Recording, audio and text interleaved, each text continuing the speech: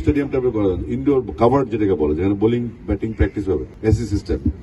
আগামী খুব 15-20 দিনের মধ্যে আমরা অ্যাকশনে চলে যাবো, গ্রাউন্ড তৈরি হবে, উইকেট তৈরি হবে, এবং কোন রকম ওই আছে না চিঠি চালাচালি, এগুলো চলবে না। আমি যেহেতু ধরেছি, আমি ছাড়ার লোক না, আমার অভ্যাস এরকমই। আমি জানি তোমাদের কি সমস্যা, এই সমস্যাটা আমাদের ছিল, যেহেতু আমরা খেলে আসছি এই লেভেল।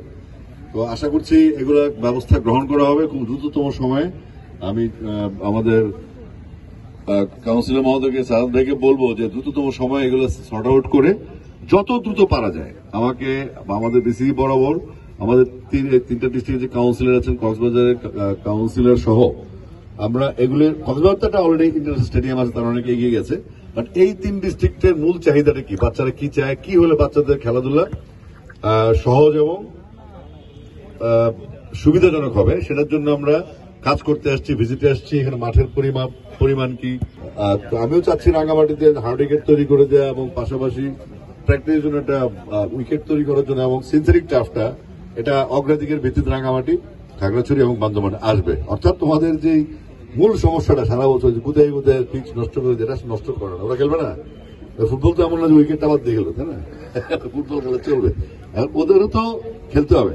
মাঠ একটা, কিন্তু ইভেন্ট অনেক হাই, এর মধ্যে অ্যাথলেটিক্স আছে, ইনডোর গেমস আছে, যারাই খেলছে তারা আমাদের জন্য, জাতির জন্যই খেলছে। তো সুতরাং আমরা মনের মধ্যে এমন কোনো জিনিস পুষে রাখবো না যেটা আসলে ভেদাভেদ তৈরি করে, সংঘাত তৈরি করে। বাট আমরা একটা ইয়ার ক্যালেন্ডার যখন করে ফেলবো যে এই সময় থেকে এই সময় ক্রিকেট মাঠের জন্য বরাদ্দ, এই সময় থেকে এই সময় ফুটবল মাঠের জন্য বরাদ্দ, অ্যাথলেটিক্স এর জন্য বরাদ্দ, ইনডোর গেমসের জন্য জিম কতটুকু ফিট আনফিট আছে। তারপরে আমি এটা হচ্ছে, এখানে যদি জায়গার ইস্যু থাকে, মনে হয় সমস্যা হওয়ার কথা না, একটা ইনডোর স্টেডিয়াম টাইপের করা যাবে, ইনডোর কাভার্ড যেটাকে বলে, যেখানে বোলিং ব্যাটিং প্র্যাকটিস হবে, এসি সিস্টেম। সেখানে তোমরা সারা বছরে প্র্যাকটিস করতে হবে।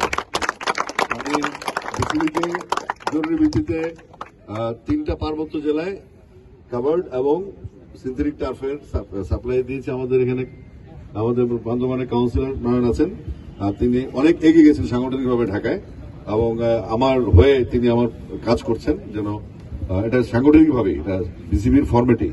তো আশা করছি আপনাদের এই প্রবলেম যত দ্রুত আমাকে দিবেন, যত দ্রুত আমরা জানবো, এবং এই 3টা জেলা সমন্বয় এটা লাগবে। যিনি জেলা ক্রীড়া অফিসার আছেন আমাদের 3 জেলা, তারাও নিশ্চয়ই ব্যাপারটা আরো ডিপলি খেয়াল করবেন, যেন পেপার ওয়ার্কস গুলো থাকে, যেখানে আমাদের লাল ফিতার একটা দৌড়দৌড়ি থেকে এটা এখন থাকবে না। যেহেতু ক্রিকেট সিজন চলে আসছে, আমরা চাচ্ছি আগামী খুব 15-20 দিনের মধ্যে আমরা অ্যাকশনে চলে যাবো, গ্রাউন্ড তৈরি হবে, উইকেট তৈরি হবে, এবং কোন রকম ওই আছে না চিঠি চালাচালি, এগুলো চলবে না। আপনাদের সংগঠকরা যত দ্রুত তোমার সময় আমাকে এগুলা রিকোয়ারমেন্ট গুলো দিয়ে দিবেন, তত দ্রুততম সময় আমরা রিকোয়ারমেন্ট গুলো ফিল আপ করবো, এবং বাচ্চারা খেলার জন্য মাঠে গড়ায়। আর তার মধ্যে ফুটবলের কি ক্যালেন্ডার আছে আমি জানি না, সেটা আমরা আলোচনা সাপেক্ষে বাবু সাথে কথা বলেছি। আমার সেম প্রবলেম কুমিল্লা মাঠে, আবার মডার্ন 24 তারিখ, 12 তারিখ হবে প্রিমিয়ার লিগ শুরু হবে, কুমিল্লা প্রিমিয়ার লিগ।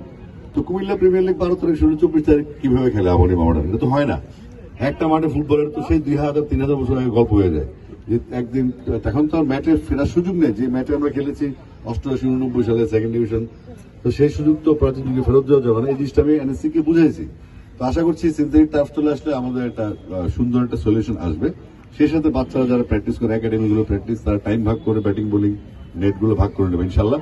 এটা একটা সঠিক নির্দেশনা আমরা সালাদ সাহেবের কাছ থেকে চাই, এবং এখানে যে ক্রিয়া পর্ষদটা আছেন, অ্যাডক কমিটি, এবং এখানকার যারা সংগঠক আছে, শুধু যারা যে 7 জন কাজে আছেন তারাই কিন্তু মেইন না। যারা আছেন এতদিন ধরে আছেন খেলাধুলার সাথে সম্পৃক্ত, বাড়িঘর ছেড়ে, এটা নেশা, কিন্তু একটা স্পোর্টস একটা নেশা। বাড়িঘরে থাকতে ইচ্ছা করে না, মাঠটা টানে, এবং এখানে অনেক লস হয়, কিন্তু মনে শান্তি থাকে, তাই না? তো আমরা আশা করবো সম্মিলিতভাবে আমরা পার্বত্য, রাঙ্গামাটি, খাগড়াছড়ি এবং বান্দরবান নিয়ে বিশেষ কাজ আমি আবারও আসবো পরিদর্শন করতে, কারণ আমি যেহেতু ধরেছি, আমি ছাড়ার লোক না, আমার অভ্যাস এরকমই। আশা করছি ভালো কিছু। থ্যাংক ইউ, ভালো থাকবেন।